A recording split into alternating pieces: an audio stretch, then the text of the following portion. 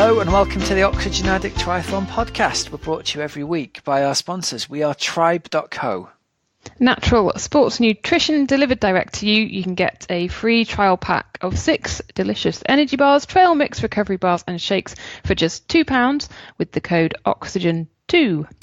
And Team Oxygen Addict at team.oxygenaddict.com, which offers event-specific training plans, coaching guidance from Coach Rob Wilby. Hello. And supportive teammates in a private Facebook group. Hello. My voice there. Very manly hello from me there. And a very good afternoon and good evening and welcome to the show and all of that, no matter when you're listening. How are we doing today, Hells? It's lovely to chat to you again. Thanks. Yeah, I'm fine. I want to know, how are you? Because last week we heard that you were going to be dusting off the mountain bike and going and doing a little race. How did it go, Rob? Well, I'm sure there are people putting their trainers on right now and heading out for a long run, and it would have been wrong of me to disappoint them without some tale of woe and misery, wouldn't it? Yes. So what happened? Well, let's just say I retired with my tail between my legs after lap 2 of 3. Oh no! But what happened? As predicted by you, Helen, I absolutely stacked it at the end of lap 2. Did I predict that? You basically said you're going to hurt yourself. Maybe you said that off air. You said don't hurt yourself. I know what you're like. Oh, yeah. Okay. Yeah, maybe I did. So it was good. It was really good fun, I've got to say. Up until that point, I was having an absolute blast. It was really.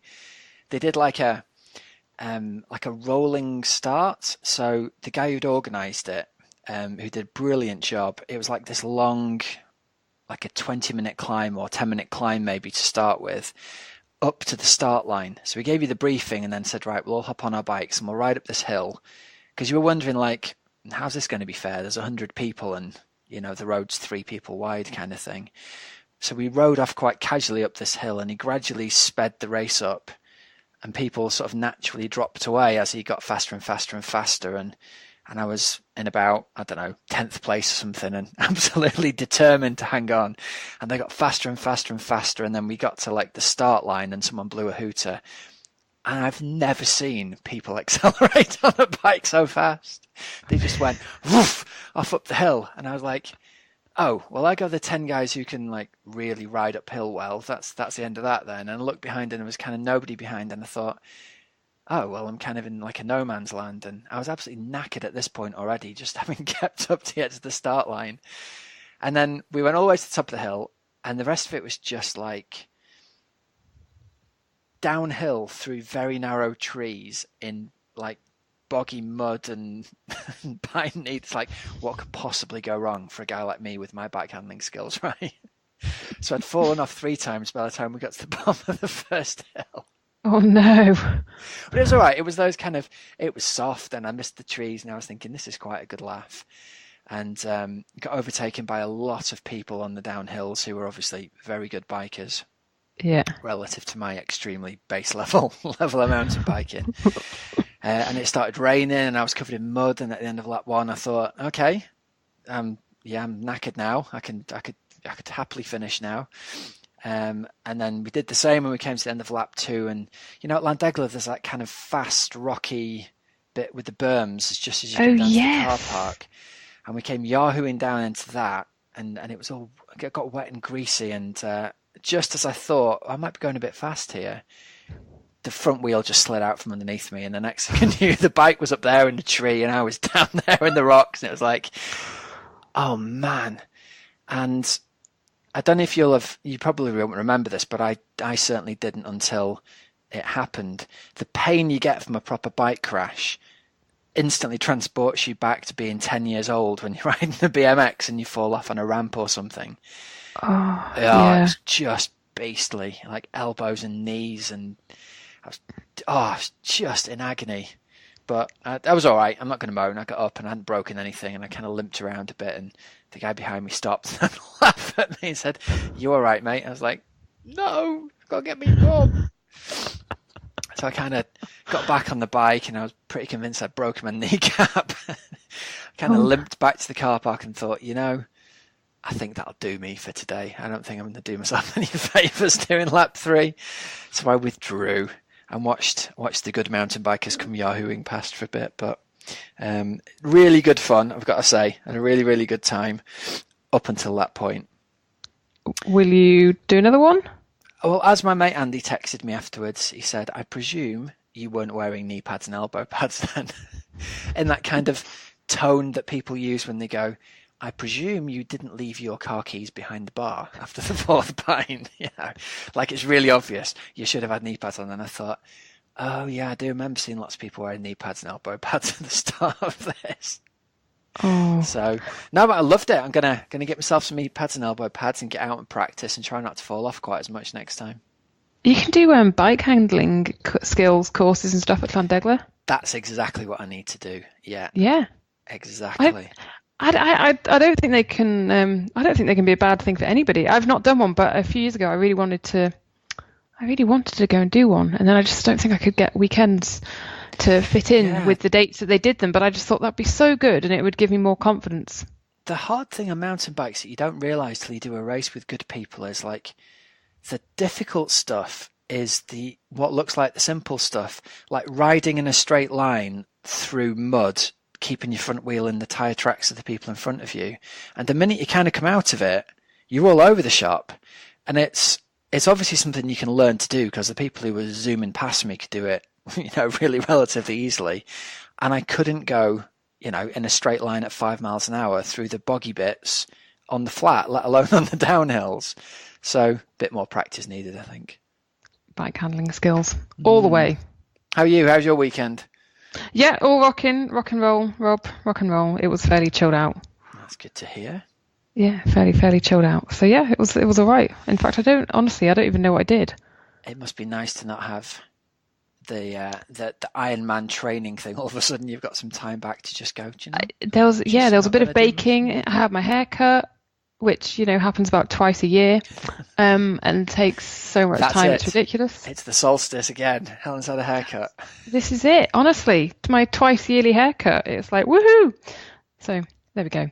Yeah. So not that exciting. Other people were racing, so we could do some results brought to you by wearetribe.co. Yeah, so this week we're going to tell you about Tribe's recovery shakes. Each one comes with 20 grams of high-quality vegan protein. Yep, and the complete amino acid profile formulated for recovery as well. And I'm going to mention my favourite flavour, the cocoa and rock salt. What a combo, Helen. Chocolate and salt. It doesn't sound like it should go together, but man, what a taste. It's a taste sensation. It's chocolate and salt. You can't go wrong with that. Couldn't agree more. Cannot go wrong. When you were at school, did you ever do Kit Kat and hula hoops together? Yeah. Yeah. Love it. That's what it is, isn't it? I've got some Kit Kats in downstairs. I might go and treat myself to that after we've recorded. There you go. Go and get it. Don't listen to our advice on nutrition. Anyone who's listening, clearly. Kit Kat and hula hoops, can't go wrong. Yeah, Rob, the cocoa shake, the guys at Tribe say, was really key to refueling the massive 200-kilometre duathlon that they did, and we heard Guy Hacking talk about a couple of episodes ago. Yeah. And we made light of this, and we've had a bit of a joke around, and it is delicious, give it its due. But the guys at Tribe have designed this because they were frustrated with the junk-filled shakes that were on offer, and they were desperate for high-quality protein, free from dairy, whey, sweeteners, flavourings, and chemicals. So there you go. If you guys are into healthy eating and you need something to recover after your hard workouts or your races, this is the stuff to get yourself a trial of. And you can get the trial of it for just £2 by using the code OXYGEN2 on the wearetribe.co website. You can select the bits and bobs and goodies that you want in there, so treat yourself on our recommendation to a cocoa and rock salt recovery shake. Awesome. So let's start at Ironman Barcelona, and then once we've done the results, Rob, we're going to hear from Nikki Bartlett, because she's going to be doing a Kona diary for us. But first of all, those results. So Ironman Barcelona, it's the fat? No, it's flat. It's fast. It's certainly not fat. It is fast. Usually, I don't think it's even as flat as it used to be. They changed the bike course, didn't they? So it's not quite as fast as it used to be. But you wouldn't guess that from looking at the finishing times. Exactamundo. So Yvonne van Vleuten took out the win in the women's race, which just what an impressive athlete she is. She did a 55-minute swim, so swimming has never been her total strong point, but she wasn't too far off. She was a couple of minutes down out the swim, and then the bike she did is it 3 minutes down on the lead female pack? That's a good swim for her. She's been working hard on her swim, and then she did a 4:41 bike and finished it off with a 3:05 marathon to take out the women's race ahead of Lisa Hutthaler and Daniela Samler. And then Rob, a massive mention and a big shout out for Kimberly Morrison in her first full distance Ironman race. She did a superb 5th place finish in 9:12. So if I'm looking, smoking, isn't it, in your first Ironman? That is just so impressive. And I think 14th fastest by a British woman over the iron distance already. So that's on her debut. So that's really good stuff from Kim there. She did a solid swift 4:37 bike, so definitely fastest bike split of the day, and solid 3:37 run to finish off with. And she's actually written a really good blog about it on her website, so go and check out Kim Morrison's website to read her blog and her experiences. And then Rob should also mention the amazing Jill Fullen. I haven't seen the results. Go on, what did she do? So Jill did, she crossed the line 18th female overall. Wow. First in her age group. She did 9:43. Wowzers. Yeah, wowzers. So nice work there. How old is Jill? Jill is in the female 45 now, or the female 50? No, female 50. That's unbelievably impressive, isn't it? Yeah, isn't it just? And it's worth pointing out as well, when we're talking about impressive stuff, to go back to Yvonne, it was her 14th race under 9 hours. That's good stuff, isn't it? 14 times. Yeah, it's incredible. Really, really incredible. And then, Rob, if you want to start on the men's results, and then I'm going to find something else about another incredible performance from Barcelona. Yeah, big old pack came out of the swim together. I think it was 14 people came out of the swim altogether in about 48 minutes flat. And then we had a big old pack on the front, and some fast bike times, 4:09 from Anthony Costas and Mike Phillips, who basically then went head to head on the run. And Anthony Costas came out in front with a 2:46 to make 7:49 overall. Mike Phillips in second with 7:52, and in third place the evergreen, ever young 44-year-old Victor Semestjev, who must race 12 or 14 times a year, who turned out 7:58 with a 2:47 marathon at 44 years old. So hats off, right? That's pretty damn impressive at 44, at any age, but really that's another cracking result for him. Back in sixth, Joe Skipper was in there backing up his race at Challenge Almere. He ended up with 8:15. I think he was a couple of minutes down out the swim. He came in with 4:17 on the bike and closed out with the 3:02 marathon for sixth place in 8:15. So not too shabby, that 8:15 after winning in sub-8 just 3 weeks ago. That's blooming impressive. Yep, really good stuff from Joe. I know he had said that he was hoping to go sub-8 again in Barcelona, but perhaps a bit of fatigue came into play with that one. Who knows? Don't know. It's hard in a situation like that. If he's 3 minutes down on the swim, and he's probably ridden 3 minutes behind the pack the whole way around the bike course, hasn't he? Yeah. He must get a bit demoralising.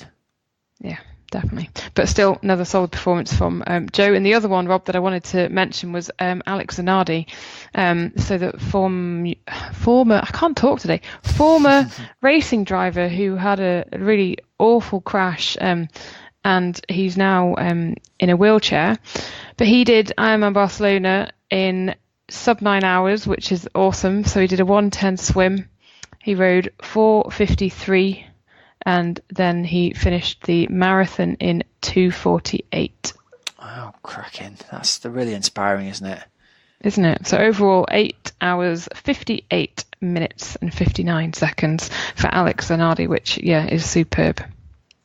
Next up, over in Ironman Taiwan, we had wins for the brilliant friend of the show, Kevin Collington, in the men's race, and Laura Wasner in the ladies' race. And I tell you what, mate, even the photos look hot in this race.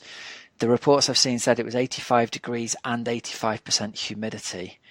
And it wasn't a particularly deep field on either the men's or women's sides, but some of the times that have been turned out. First up, hats off to Kevin Collington for the male win. He swam 48.30, biked 4.34 and ran 3.07. And in that heat, that's blooming impressive. Marina van Hohenacker was in second in 8.46. And just to give you an idea of the times and the heat and stuff on the run. Third place, Simon Cochrane ran 3.26. Fourth place ran 3.54. And fifth place ran 4.03 in the men's race. So it just must have been hideous conditions for trying to do an Ironman in, mustn't it? Honestly, that sounds absolutely, yeah. I would be no good in that heat at all. That sounds so hard. And you can't imagine there are massive, it's not going to be like Tembe, is it, where you've got loads of people, spurring you on and supporting you. Pretty really lonely road, I think.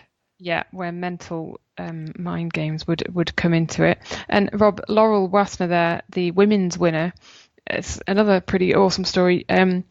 She actually is a survivor of Hodgkin's lymphoma. So she's the first cancer survivor to become a professional triathlete. So that's a pretty awesome and inspiring performance from her as well. It sure is. She took out the win in 9.50. Kate Bevilacqua in second in 10.36. And Charlotte Moore in third in 10.54. And again, the ladies' marathon times. So Laurel did 3.49, then it was 4.06, 4.43 and 5.05. So just must have been. I'm always reminded, I remember watching it on video years ago, the very first Ironman China that was incredibly hot. And, who won it? Help me out here. The really tall Swedish or Scandinavian Danish athlete, blonde hair, who won Roth. Oh, he used to work in Playtest. What's his name? I've run with him. I've forgotten. People are shouting at me right now. Anyway, It'll come back to me. On the video, he basically just sat down in the shade. He was miles ahead and he was just like, it's just too hot to be doing this. And it was like along a motorway. And he just sat down in the shade underneath the motorway bridge. It's just beastly. What's his name? I don't know, Rob. I'm just going to come back to me later in the show and I'll just blurt it out all of a sudden. I can picture him. Red and white kit. This isn't making for great radio, is it? Let's move on. No, I don't know. I don't know who. Broke his hand just before Kona. Still finished fifth. A few years ago. Don't know. It's really annoying me. I literally don't know.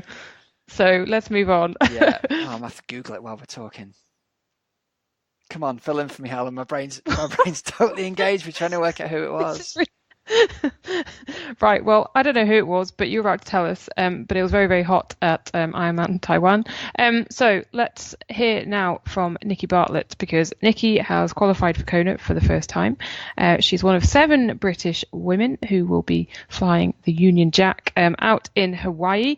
She was our first ever interviewee on the show, and she's going to keep a little diary for us from Kona. But before she flew, I had a quick word with her. Yeah, I'm good. Yeah, we go out on Sunday morning, so yeah, really looking forward to getting into some sunshine. Obviously very hot and humid sunshine, but better weather than here. Now, you've been doing a bit of heat acclimatization work, haven't you? How's that been going?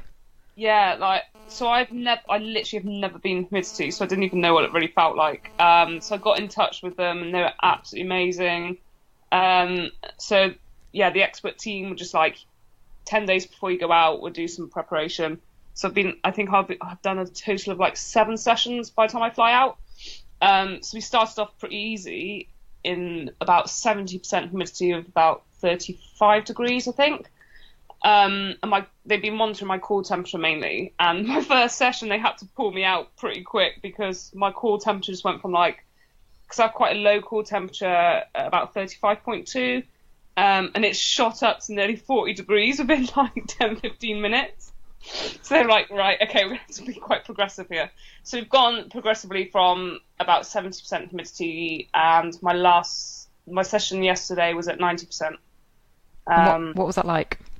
It's between 70% and 90% is a huge jump in terms of discomfort. I'm a really heavy sweater, like, put me in 2 degrees and I'll soak. Like when people say, oh, you just need the right gear for winter training, but literally whatever gear I put on, I'll soak through. So I have a really high sweat rate. So I kind of used to having really soggy trainers and stuff. Like we do quite a lot of treadmill sessions in training, and by the end my trainers are sogging, and like I've soaked not only my treadmill but either side treadmill too. So I'm quite used to sweating that much. But literally you walk in the room and the humidity like all of a sudden opens your pores and you're just sweating straight away, and you're like, it's really wet in there.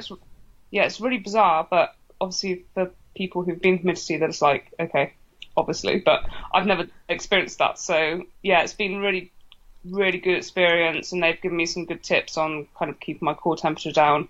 But the difference between the first session and say my 5th session was pretty big, in that my core temperature now is quite stable and I don't really go above 2 degrees from my starting temperature, which is great compared to my kind of 4 to 5 degrees jump in my first session. Wow. And how long would you be spending in the humidity chamber? So I wouldn't have known this if I hadn't gone to them, but you kind of just go about 50% of VO2 max, which is quite steady, and work up towards an hour. My first session was my first session I think I lasted about 20 minutes. My second session, when we went up quite high in humidity, like it was just too much of a shock, and I think I lasted like 19 minutes, and they were like, no, right, you have to get out. But now I've kind of got used to it a bit, and so yeah, an hour's plenty. At an easy pace, so you're not coming out thinking, oh god, I'm gonna have to recover from that now. I can remember one of my sessions where I really just didn't respond very well. I was like, I just did not feel good for about an hour and a half afterwards. But from there we've kind of gone really progressive up in terms of the percentage of humidity. So now I kind of know what to expect when I'm stepping off that plane, which is absolutely amazing. And I couldn't, honestly needed their help in terms of getting prepared to go out. Because it's just as important preparing that way than it is in any training session. Talk us through your qualification to actually get to Kona, because you were pretty much on the cusp, weren't you? And it was a bit of a panicky time wait, wasn't it?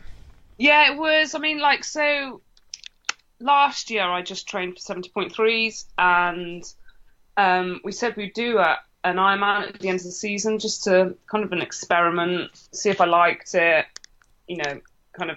Also, it's quite nice to have a goal after a big goal. So my big goal last year was the World 70.3 Champs.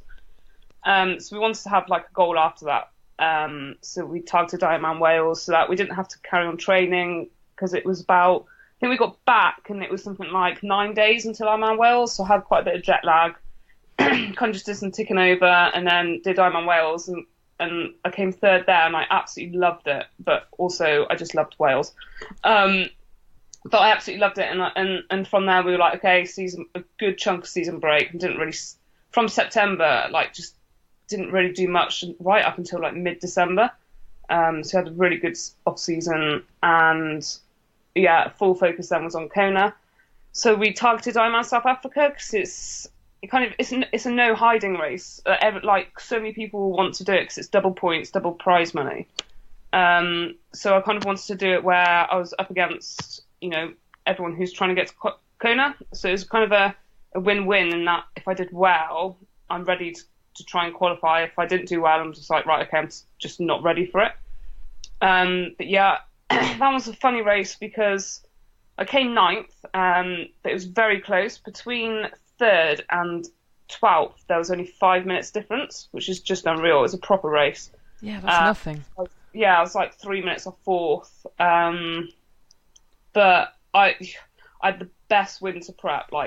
Everything was perfect. And I didn't know if it was nerves, if I got ill, but at about 3 or 4 p.m. the night before. I just did not feel good.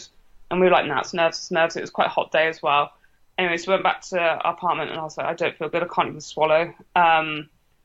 So we didn't know if we were going to probably race, and then woke up in the morning. I was like, still don't know if it's nerves. So yeah, that race didn't go to plan. I didn't show where I was at, which I was absolutely devastated because, you know, that's like the hardest part of the sport is going into a race and you really want to show where you're at. And I'm really pleased to come 9th and, you know, only 3 minutes off 4th, but I didn't show where I was 2 days before coming downhill.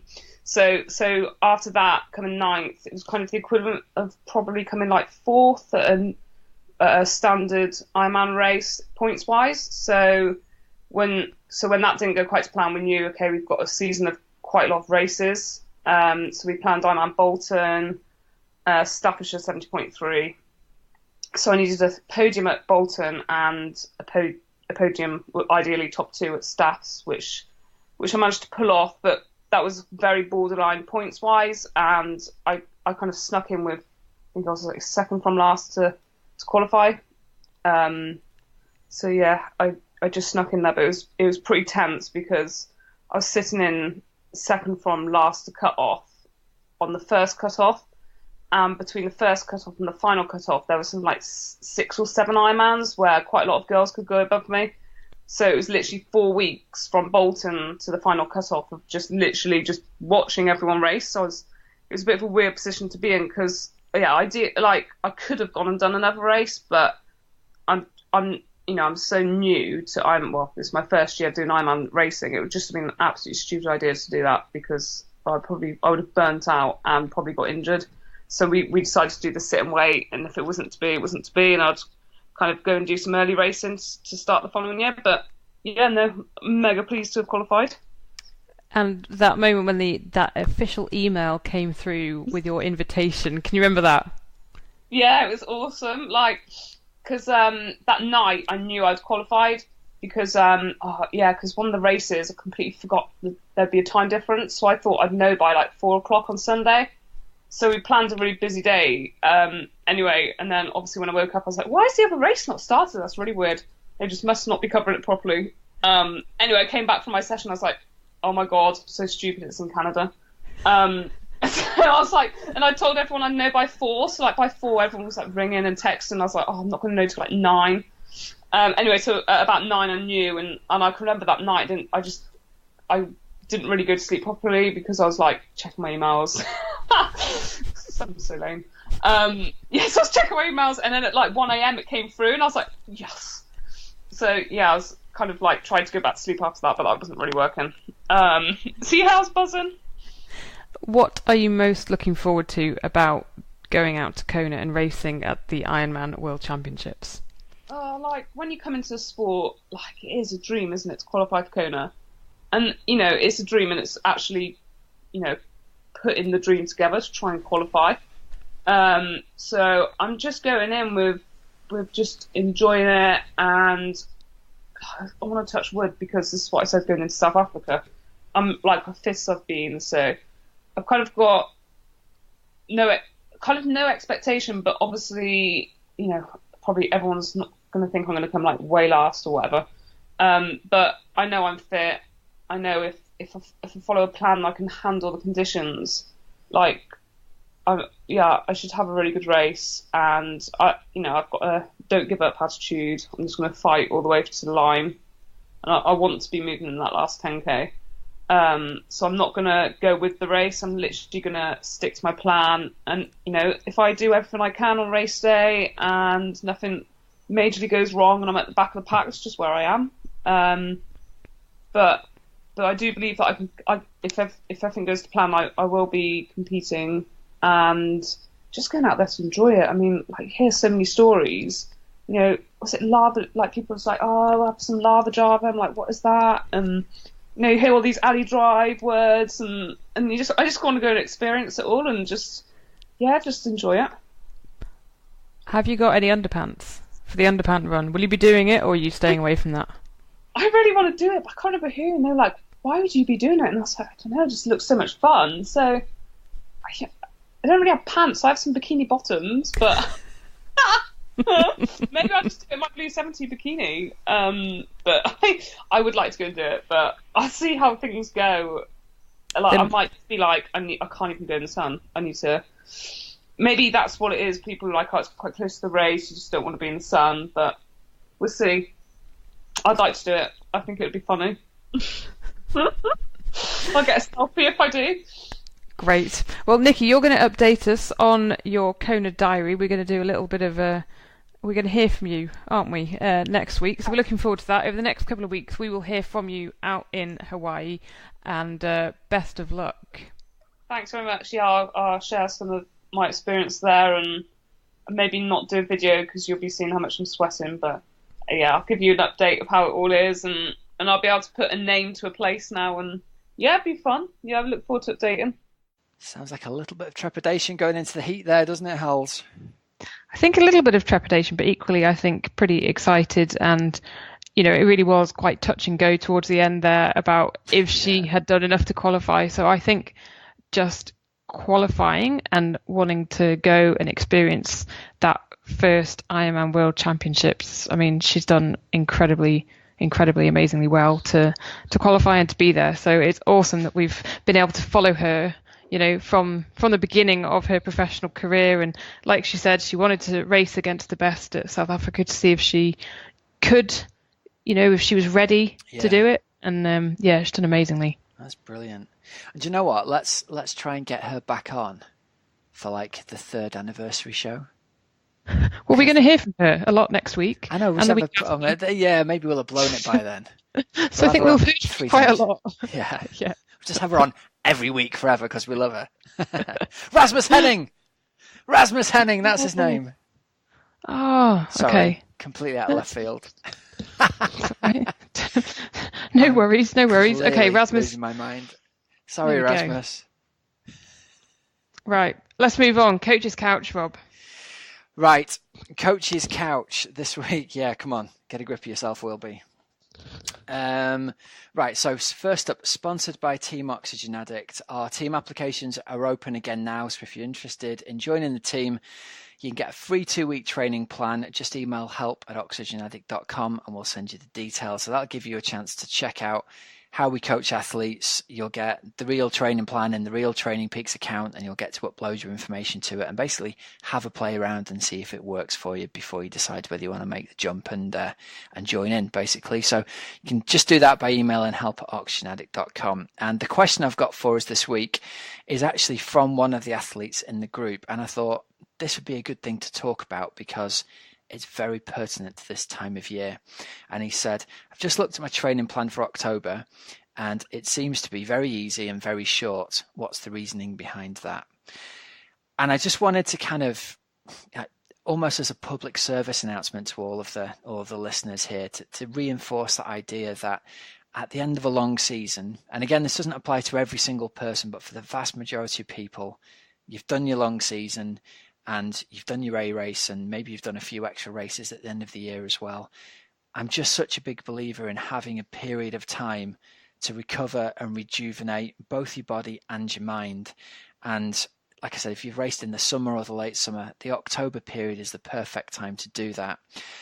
And it's really important to stress to people that, you know, you really need to take some time off, because most of the personality types who listen to the show or who do triathlon even, they get to the end of the season probably even more inspired than they were in February or March. And it can become this kind of, I'm really fit. I don't want to lose the fitness. I'm going to keep on training. I'm really inspired to go and do X, Y, and Z next year. I'm going to hit the training hard now, and I'm really going to take advantage of all the time that I've got and kind of really get stuck into it in October again and convince themselves that maybe the few days of rest or the week of rest that they had after the Ray race was enough. And I just don't think that it is. The number of athletes I've seen who've tried to do this, who have not managed to rein in October, almost invariably to a man and a woman, end up needing that break either in February or in April. And it's the wrong time of year to be taking it then.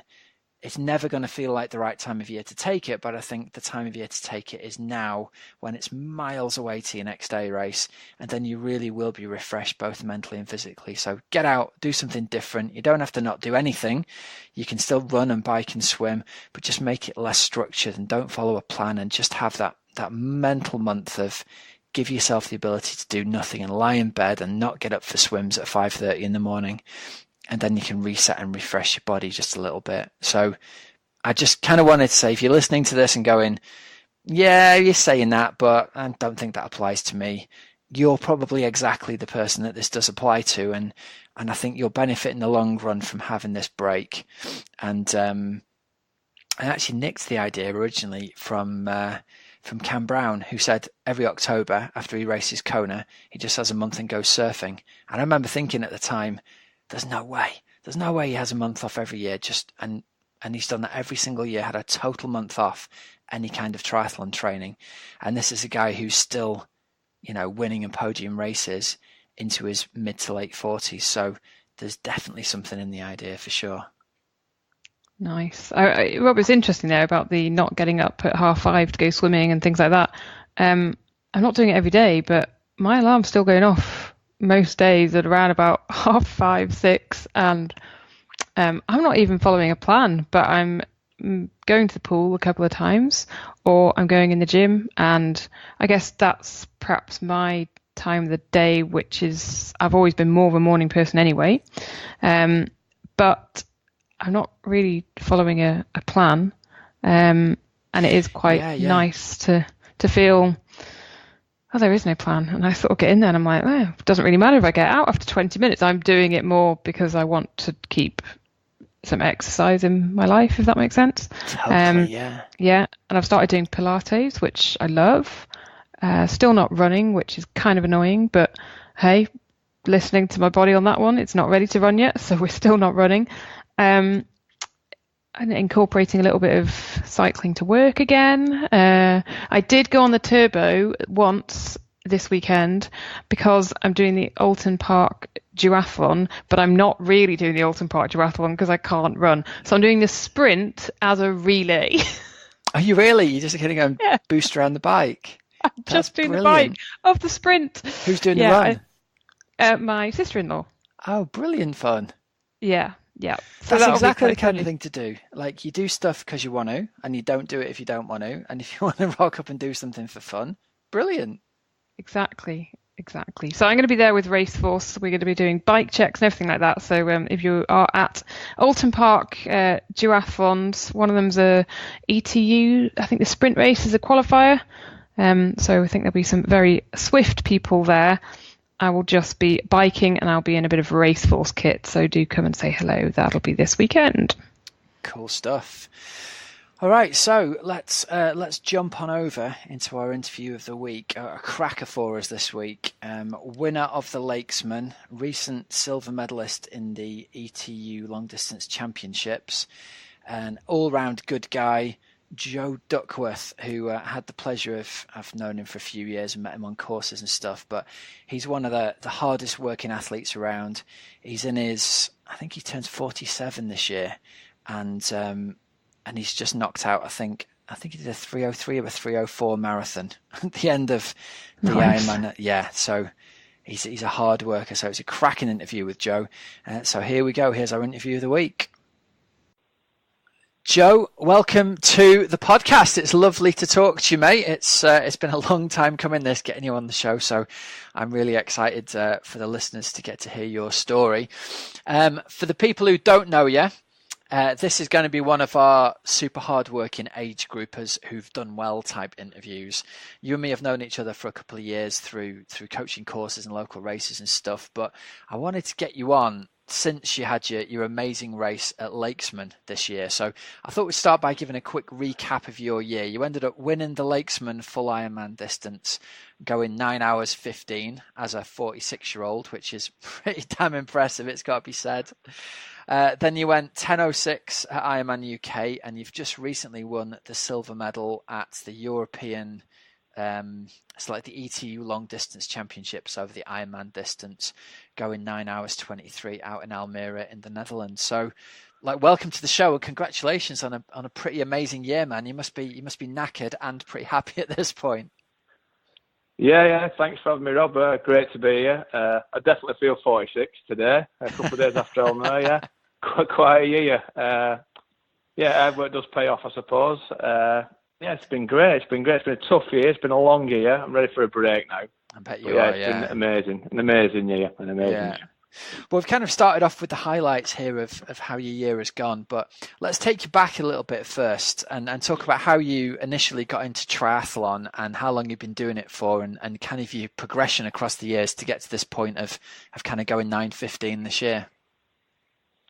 Yeah, so basically as a youngster, I was a runner, cross-country runner, long-distance runner, 8 and 1,500 metres, and obviously cross-country through winter and fells. Running was my life basically as a schoolboy and that. Left school, started working that, couldn't train quite as often, fell out of love with it a little bit. And then one of my friends, by a chance meeting, and people have heard this who know him before, I met up with him in Chorley, my local town, and he told me about Ironman UK at Bolton in 2009. Went to watch that. And I got to see the run because I was away in Devon actually on holiday, so I got back to see him start the marathon. And it just blew me away. Maybe if I'd have seen the swim first and the bike, it would have put me off a bit. But because I was watching the run, which I love doing, I just fell in love with it straight away, triathlon, And it sort of went from there, Rob. We agreed to do... I said I'd sign up with him and have a go at it foolishly. And said, we'll do one together because we'd not raced each other for a long time. And we'd been knocking chunks out of each other on tracks and cross-country courses and stuff for years, myself and Lee. And it'd be nice to do the same thing, doing something different. But foolishly, I signed up to what I thought, this is what a little I knew about triathlon. I signed up to what I thought was Ironman UK for the following year. Rung up Lee and told him that I was doing this race down in Exmoor called Ironman Wimbledon. They'd moved the event from Bolton. And of course, he started laughing when I told him, I thought it was 70.3. He said, you just signed up for one of the hardest Ironman 70.3s in the world, and it's not the correct race. So not only did it cost me a lot of money to do Wimbledon, it was like a baptism of fire into that. And then I signed up for Bolton. Unfortunately, he got injured and ended up doing Bolton by himself. And I saw that year, very foolishly, went from like duathlon, sprint triathlon, Olympic open water, half Ironman. All through the course of that season. That was 2010, was it? I was in love with it then. 2010, yeah. So, it was my first Ironman at Bolton. I ran 11:24, I think it was. Oh, solid. So, it was, and I just fell in love with it, and that was it. And it's just grown and grown and grown since, So you've had sort of 6-7 years in the sport at this point. Did you have any background in cycling at all before you came along and had a crack at that first season in 2010? I'm an airport. Yeah, I'm an airport firefighter, so I work at Wharton at British Aerospace for BAE Systems. And I used to bike to work about, it's a 40-mile round trip, 20 miles there, 20 miles back, but it was like on a hybrid bike, and I was commuting literally. It was like 15 mile an hour tops on a good day, so I wasn't really, I'd never done interval training or time trials or raced or anything like that, so just a basic how to ride a bike to work and back. But you had a pretty good base there. In the middle of it. Yeah. Yeah, just simple stuff.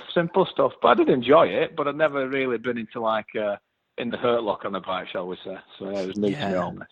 Got you. Okay. And so from 2010 going 11 hours 24, we've then got like a 6-year period of progression before you've ended up at this point of going 9 hours 15. What would be the point for you where you thought to yourself, actually, do you know what? I mean, I'd look at 11:24 at Ironman UK as a debut and go, well, that's a very strong first race anyway. Was there a point where you realised, actually, I could be pretty blooming good at this? Yeah, so, I mean, I went the year after 2011, went back to the same race and raced 10:40. And I thought, well, that's a sizable chunk. It's like 40 minutes, 35, 40 minutes off me last year's time. Conditions obviously different, etc. And then, so the year after, we booked onto Ironman Roth, or Challenge Roth, shall I say, and Mexico. In fact, so I went to Mexico in 2011 with my friend Lee again. He lives in Florida. I went out there and I ran 10:06 at Mexico, and then I thought, that's considerably faster. Obviously a flatter course, but a very hot day. And I thought, I could probably do all right at this. And then I went he was my coach, Ian Murphy, sort of joined up with Ian, with a lofty ambition to go to Kona at some point. Because obviously I'm a bit of a bookworm and I like to study things. I'd read all about Kona and heard all about it and stuff. And we had like a 3-year plan to maybe try and get to Kona in the next few years. Then went to Roth the first year that Ian trained me. Went to Roth and did 9:29, and then I really realised, this could actually happen. Yeah. And that was 2012. So by 2012, I know it's only 2 years, but I thought I've got half a chance here in my age cat. Obviously a lot of younger kids and that were a lot faster, but in my age category I was starting to do okay. So I said 2:12, when I started to realise it. Yeah, okay. And then from 2012 onwards through to this point, describe for us what have the highlights been of your races during that time? Well, obviously, highlights have been, for me, the steady progression is a highlight. I know it's very boring and that, but seeing that you're getting better through the hard work you put in, because it is difficult. You're doing, I do 13-hour shifts, granted only 3 days a week, and then I get 4 off, but you're training in that day and through that day, and either side of the shift, cycling and running, etc. So the long days, so that's nice to see. But I mean, Roth was a highlight. The going under, I'd put down the finishing in 10 hours for me wage start at Roth. But to come in under 9:30, I was absolutely blown away with that. Yeah.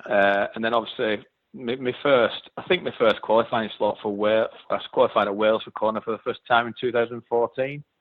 And it was a roll down by what I'd missed out by 1.5 minutes of an automatic qualifying slot. So I was gutted that I'd missed out. I didn't think I'd get a roll down, because I just thought everybody would take the spot for Kona, because I thought everybody would be dying to get there, which I've since found out doesn't always happen, obviously. So to get, even though it was a roll down slot, it was lovely. I did that in 2013 at Wales for a 2014 race. But and I got a little bit of stick off a few of my close friends because I got a roll down and also even not qualified.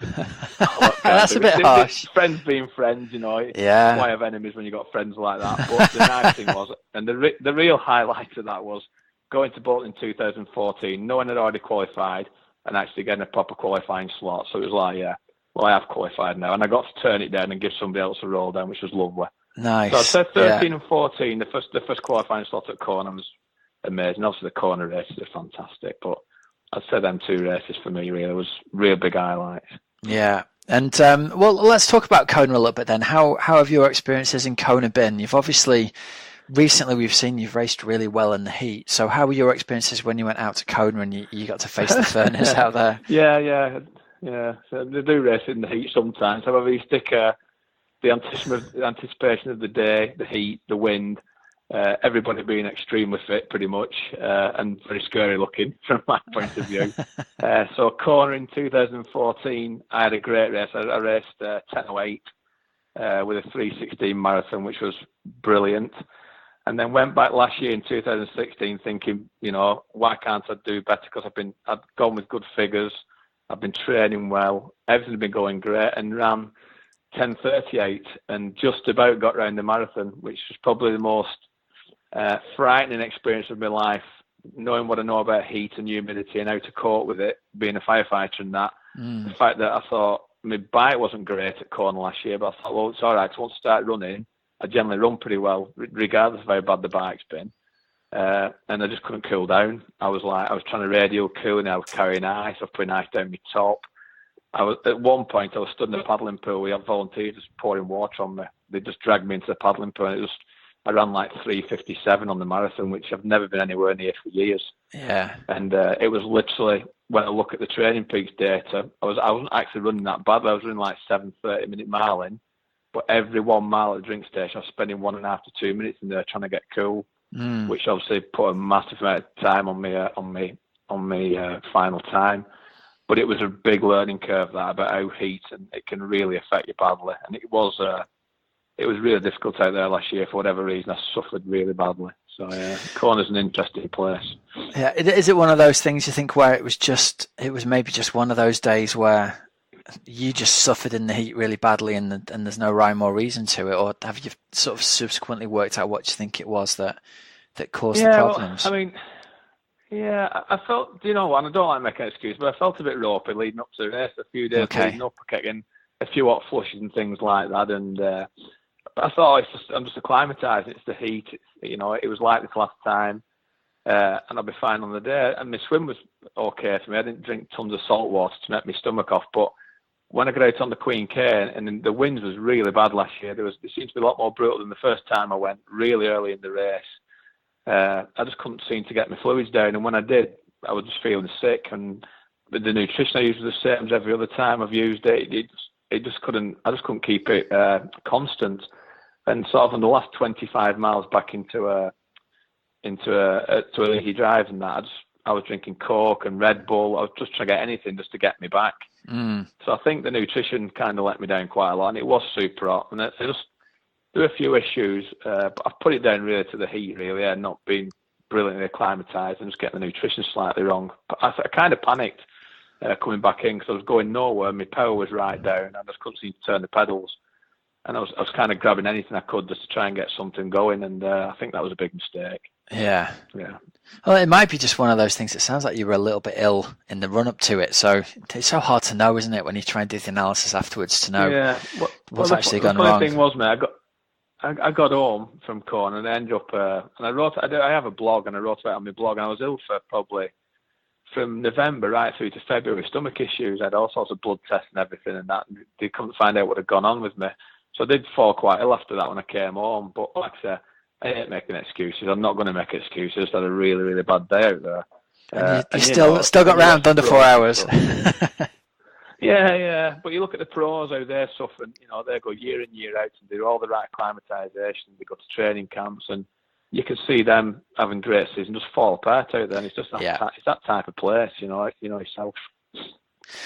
Yeah. Everybody sort of says, don't they? In fact, I was reading the other day Torsten's thing about his Kona preview, and one of the facts he brought up was that somebody who finished on the podium last year always doesn't finish the next year.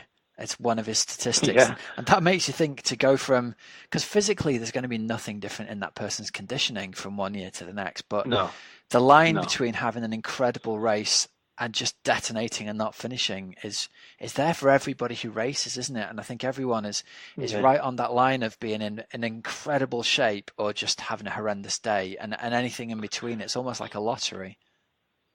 Yeah, and I have a kind of a view on that. I mean, rightly or wrong. I mean, we talk about age groupers like myself and that, and you talk about how fast to race an Ironman, and people say, well, 75% of your max, 70% of your max.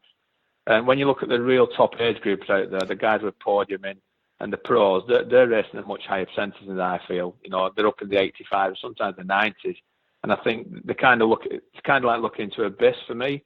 So they're looking in there, and they're so careful not to fall into. But if they just push that slight bit too hard because they're so on the edge, it's just a point of no return. And I watched Van Hornack a few years back. He was winning when Pete Jacobs won it, and I was just going to go to bed because I thought, he's got it sewn up. This he was way in front on the marathon, looking great. Yeah. And then the next thing, you saw him sat in the back of a medical card, barely conscious, and he'd just gone that bit too hard. And of course, Pete Jacobs went on to win it. Yeah. And that's the kind of thing. I think once you go into that hole, you just don't get out of it over there. There's no coming back from it because the heat doesn't let up. You're not going to get a nice rain shower to cool you down or anything. You're just going to be hot and you suffer. Yeah, absolutely. Hey, well, listen, while we're on the subject of this, we've got quite a lot of listeners who'll be going out to Kona this year. Have you got any tips for people for things that you've learned out of your 2 trips out there? Have you got any tips you could give people that'll help them prepare to go if maybe they're going for the first time? Absolutely, yeah. I'd go as early as I can to get used to the heat because it's quite a shock when you get off the airplane. The heat and humidity. It's horrible, isn't it? Don't go daft with the training. Definitely don't get caught up in the hype. Stick to your normal plan. If you've got a plan how you're going to taper down out there and what sessions you're going to do, just stick to it. If it's worked in the past, stick to it. And you'll see people on the Queen K doing ridiculous amounts of cycling and running, and it is a bit of there's a lot of pauses out there, and there's a big pause fest and some incredibly fit people. Just don't get caught up in the hype. Stick to your plan. Stick to what you know works, and there's so many people trying to say nutrition and kit, etc., etc. Just don't get caught up in that. Do your own thing and stay off your feet a little bit. It's so easy to go and sightsee and look at everything and spend hours walking around the expo in 38 degrees heat, and it takes it all out of you. So I rode early morning. I did go for a run in the engine lab in the middle of the day just to see what it was like. I won't do that again because it's purgatory, quite honestly. You find it on the day what it is. But stick to your plan. Stay at the sun if you can and enjoy yourself after the race. Make sure you enjoy yourself after the race. It's a beautiful place. How long before the race did you go out, and what would your sort of advice on how long you need to be there to acclimate to the heat and humidity and stuff? What would your advice on that be? Here's the difference between the first time I went and last year, because of expense and stuff. Myself and my wife, when we went out on the Saturday before the race, the first time I went out, I was out there for 2 weeks. Yeah. And so I basically did my normal taper as I would for any race back home here or in Lanzarote, wherever I was racing. I did the normal taper, but in that heat and humidity. So if you can, again, it's a cost thing, Rob, for a lot of age groups. If you're looking to be sponsored and people pay, then great. But 2 weeks did it for me, and the difference was significant compared to 1 week. I know guys have been, but I also know guys have been out there for 3 and 4 weeks, and just had a shocker as well, And we've just spoke about pros, and they can be out there that long and still have a shocker. But me personally, if I went again, it would be a minimum of 2 weeks for me, and I'd try and adjust my normal taper down there. Yeah, and that ties in with a lot of what other people have said, actually. And it's interesting you mention people who've been out longer than that have a shocker. And I'm wondering whether 2 weeks is kind of the sweet spot where you get to acclimate over that whole first week. And I mean, we both know what it's like out there. The first 4 or 5 days you're out there, you can't even believe you can walk from the car to the hotel, let alone actually you're going to be able to do any exercise. But then you kind of come right at the end of that first week, and it's almost like you need another 4, 5, 6 days then to do some kind of stuff to kind of get your mind back in the game. And if you're only there for a week, it's very similar to being in Lanzarote or Fuerte, but much more so. By day 5 or 6, you finally sort of going, all right, I'm used to the heat mentally now. It's not freaking me out anymore. I'm ready to go. But is that enough time mentally to prepare to race? I don't know. I wonder whether 2 is the sweet spot. I think two is. I mean, I always feel sluggish on my first week of taper anyway, no matter where I am, because you've done all that volume and intensity, etc. And then you start to slow down, and your body's like, "What's going on?" And I always find myself to be quite sluggish in the first week anyway. But what I found with the 2 weeks in Kona, my first run in Kona, for instance, I went out and I only ran up to White Sands Beach, a few miles literally, and back to where we were stopping. And my heart rate was incredible, and the pace I was running at for the heart rate was ridiculously slow. Yeah. And by the time I got back to the condo, my friend looked at me and he actually said, "Don't need to call you an ambulance." And that's how bad I must have looked. And I was sat in front of an air conditioning unit, drinking anything liquid, because I couldn't believe it. And I was, like you said, I'm like, how am I going to do an Ironman in this? But as the week went on, I kept on with the slow stuff, and I gradually got better and better. And by the second week, I could put little pickups into my training, little sets, 2 and 3 minutes here and there, and up to race wattage and speed, etc. And that seemed to work. But if any longer, you maybe start to get a bit more, just kind of get used to the place a bit in the third week and get a bit complacent maybe. You've got this now. And whereas I'm still on my toes come the Saturday on the end of the second week thinking, right, I know what I need to do now. Yeah. But the first week's dreadful, no doubt. Yeah. Okay. Hey, that's some good tips there, man. Thank you. So listen, I want to get a chance to talk to you. The real race for you this year that you sort of popped up on the screen again was the win at the Lakesman. So for people who don't know that race is based in Keswick. And although it's in the Lake District, it's not a mountainous hilly bike course. It looks like they've done a really good job of putting a real riders course together there. So talk us through your day there, man. That was a brilliant day for you to win in 9:15, wasn't it? Yeah, unbelievable day. So I sort of went to the Lakesman thinking maybe I could get a podium or top 5. The training had been great leading up to it. I'd had a great training camp in Mallorca with Ian and the guys from Tri Preston and the IMTC guys. Which had kicked me on. I'd come back super invigorated and done some really good, solid training leading up to it. We'd reckoned the course, myself and my friend Andy, and thought, yeah, exactly what you say, it's a rider's course. It's definitely one where you can kind of work a bit on the hills early on, but then you've got a long time to recover cycling out towards the south on the coast. With a lovely tailwind generally, so obviously your speed's nice and up there. Yeah. But the morning itself was it was a super hot day. I mean, the weather leading up to it was warm, and they predicted probably hottest day of the year, which was kind insane, of played into my hands a bit. Yeah. It was a warm weekend because Stas was that weekend as well. I know some of the other friends who did that suffered over there quite badly. But what they did, the thing is with the Lakesman, it's a great course and it's organised really well. The guy, Phil, who organised it, he's a triathlete. In fact, he's going to Kona this year. So if Phil listens, good luck to Phil. I hope he does really well out there. And what he did, because he predicted this bad weather, he liked to have special needs dotted around the course if you wanted to do that. That's a great so idea. With the experience I've got from Kona and being hot, etc., I had one of my friends on the basically had an ice box with ice in, and he was giving me ice each lap just to carry on the run. But the day was a lovely swim. It's a beautiful place to swim, obviously. I swam like an anchor, like I always swim. So it's always catch up for me, unfortunately. I'm planning on working on that over winter. But yeah, I sort of potted around like 112, which left me quite a way down the field. Jumped on the bike and just got my head down basically, Rob, and got on my nutrition plan, eating every 20 minutes, head down and just rode. And I took the lead, bang on mile 100, believe it or not. And as daft as that sounds, it was a slight incline. And I saw the guy in front of me. He had a BMW car in front of him, which was really cool. I thought lead cars was awesome. And a new experience for me. And I went past him on the hill, and when you look at some, you think, yeah, they're really suffering. They're not enjoying this now.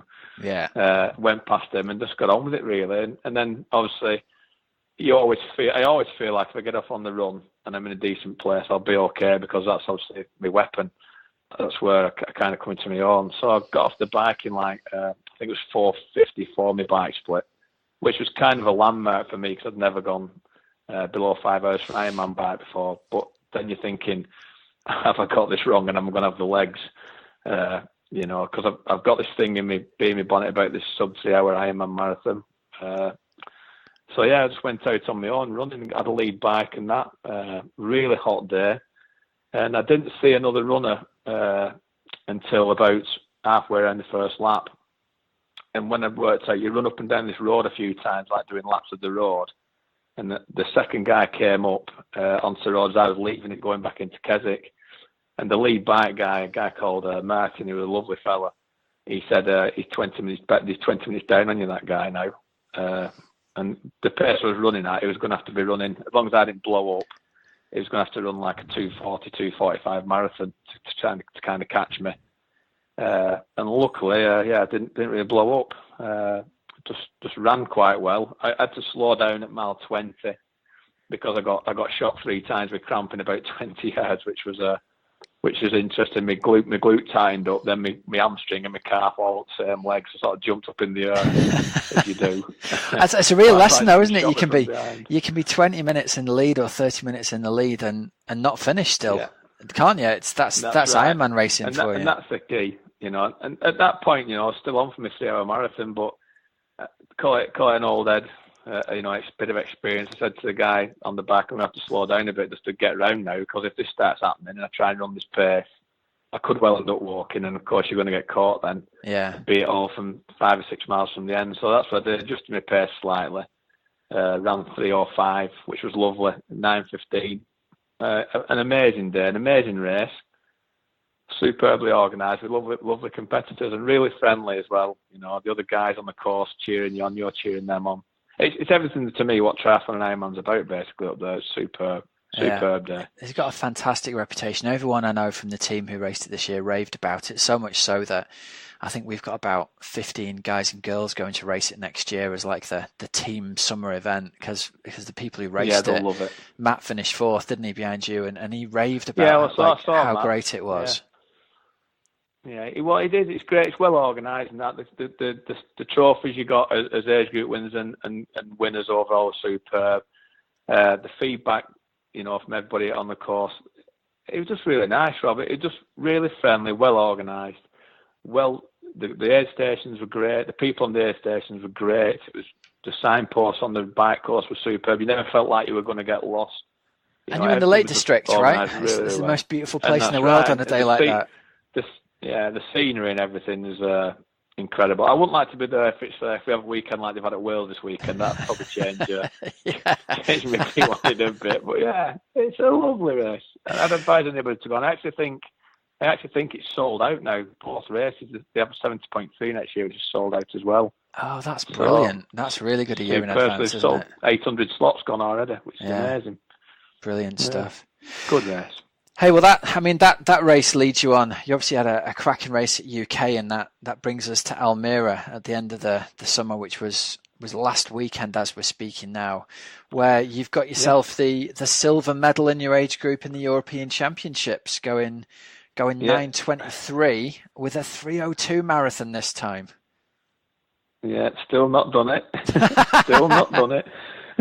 It's really getting on my nerves now. It was Almere. So I won the ETU Europeans at Weymouth in my age cat a couple of years ago, and kind of at UK I qualified for Kona this year again, but turned it down because I'd kind of put all my eggs in this basket.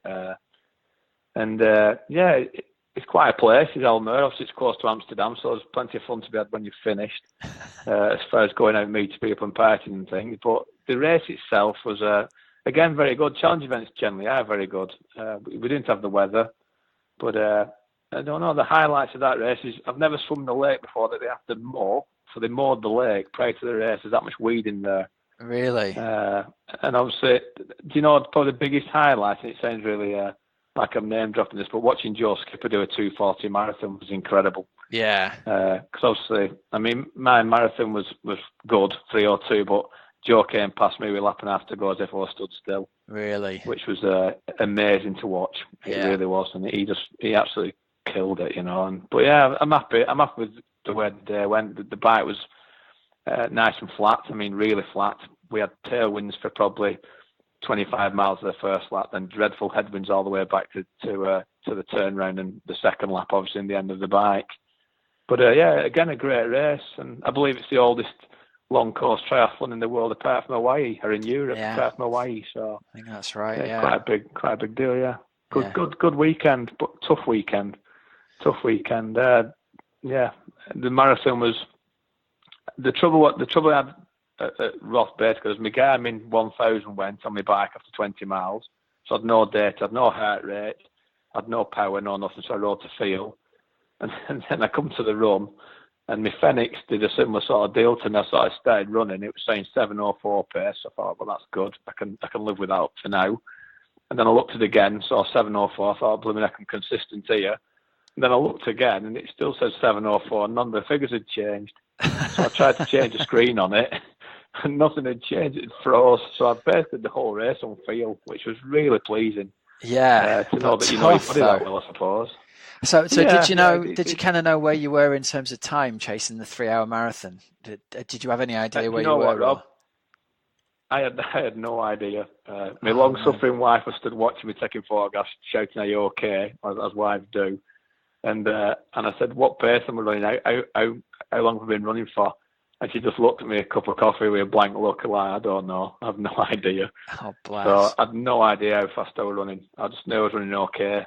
So just paced it RPE, how I felt, and stuck to it. So no idea. Oh, man, it was. What do you think if you'd had the clock and the pace running? Do you think you maybe had another 2 minutes in you? No. If I'm being dead honest, I'm only saying that because when I crossed the line, 4 ladies come and grab me and tried to take me to medical. Yeah. So when that kind of happens to you, you kind of know you've done everything you can. And plus, I didn't want to do it really because it gives me something to aim for next year now. So I'm quite happy it never happened really. Good man. I'll tell you what, mate. Complete lie, by the way. 47 years old to go for sub 3-hour Ironman marathon. That'd be quite something, mate. There can't be many 47-year-olds who've done that, I reckon. That'd be well, awesome. I hope not. The trouble is, there's loads of me bike like 4:40 and 4:30 on them courses, so I have to be able to run fast. Just how it works out. But we're doing Frankfurt next year in July, and that's a nice flat run course. So we'll try again there. We'll have a good win trophy and try again there. Yeah, good stuff. Well, I've got to ask you the training question before we finish up, Joe, because everyone always wants to know, what kind of training do the guys do who do these kind of times and qualify for Kona and consistently knock out these amazing performances? You've already mentioned you work shifts and it's like 3 days on, 4 days off. So what does a typical training week, if such a thing exists, what would a typical training week look like for you? Yeah, so obviously mine, because of my shifts, it's based around the 3 days. I can't do a great deal. I try and, if I'm biking to work, I'll put the intervals in, sweet spot stuff. Sometimes I'll time trial to work for the whole, I'll warm up 20 minutes and have like a 40-minute time trial. And obviously I'll take an easy ride home. I think the key thing is, I'm talking about work-life balance, and for somebody my age as well, I've realised that I can't handle the same amount of volume that I could even though I was 40 when I started, more or less. But even now, the volume, I can't seem to handle massive amounts of volume the same. So my training weeks will vary from like an 8-hour rest week, if you will, with easy stuff. But my big weeks will be like 20 hours max. And I know that sounds like a lot, and it is a lot, but they'll be a very few and far between. So I would say average about maybe 15 hours a week, average 14, 15 hours a week. But I've discovered, for me personally, that now as I've got a decent base because of the years I've been doing it, I can kind of ease back on that a little bit. And I've done a lot more intense stuff this year on the watt bike and on the turbo, but especially running. So from a running point of view, and like I said, I've been around running coaches and running people kind of since I was like 11 years of age. I've personally noticed doing a lot of like 1 mile repeats and 1K repeats.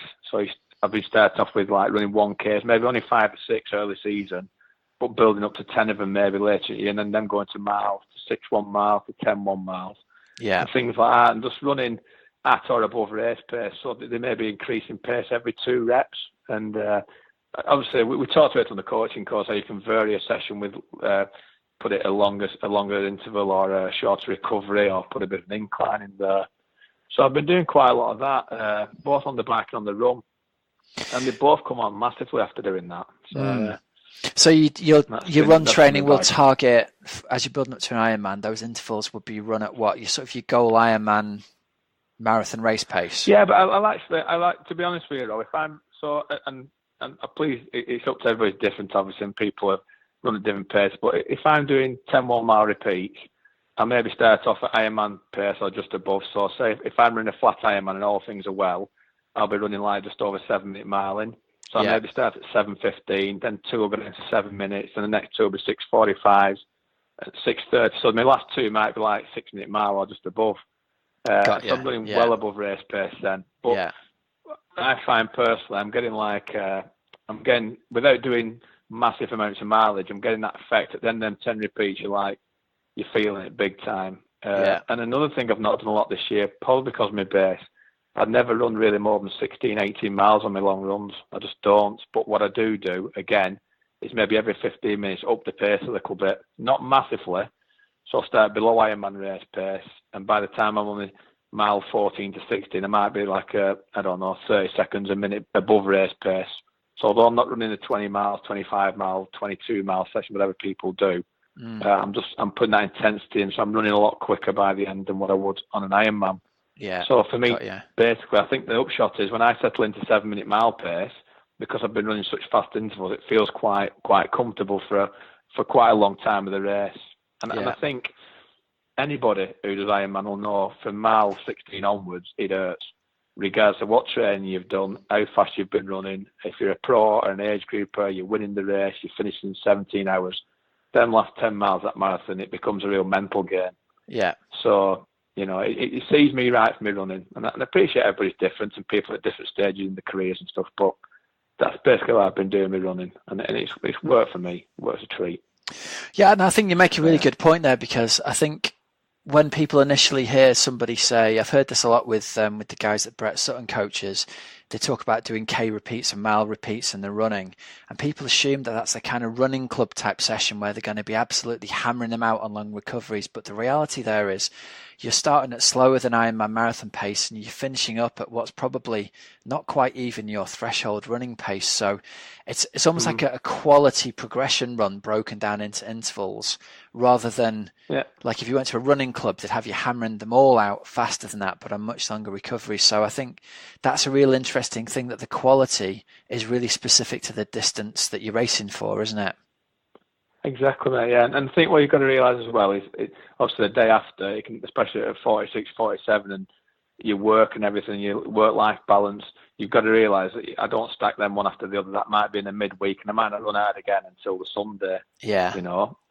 And realise that you can't, because running it takes such a lot out of your body, and you've got to realise maybe the day after you might feel a bit lethargic. It might be an easy bike, easy swim day.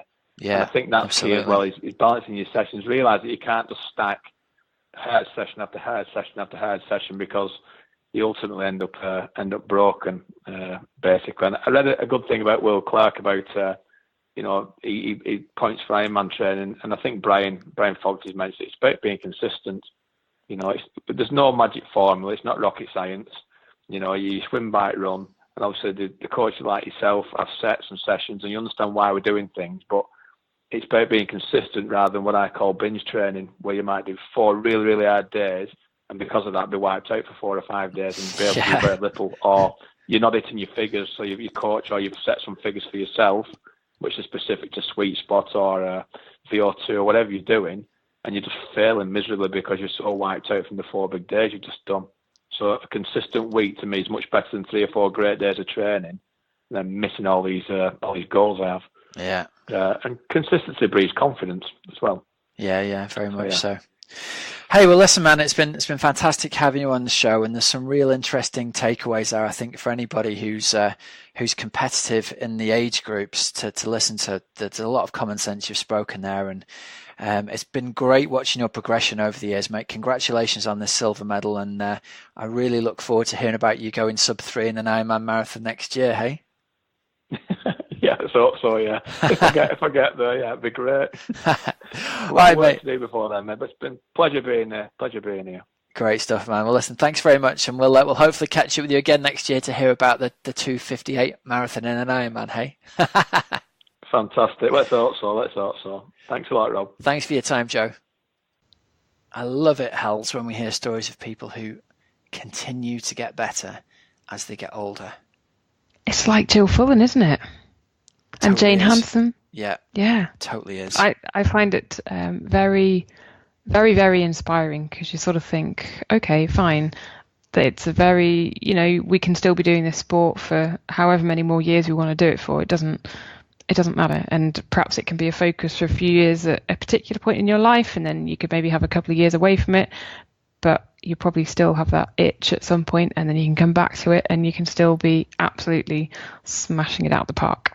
That's it. The greatest thing about this sport is that it simply rewards hard work. It rewards people who get the training done, much more so than people who are talented. And if you've got a bit of talent and you're prepared to work hard, then you can just keep getting better well into your 40s and even into your 50s. So yeah, good stuff. It's good for me to remember that as well, Hals, because I'm a lot closer to my 50s than you are. Quite right, yeah. You're supposed to say, no, you're not, Rob. No, but I am.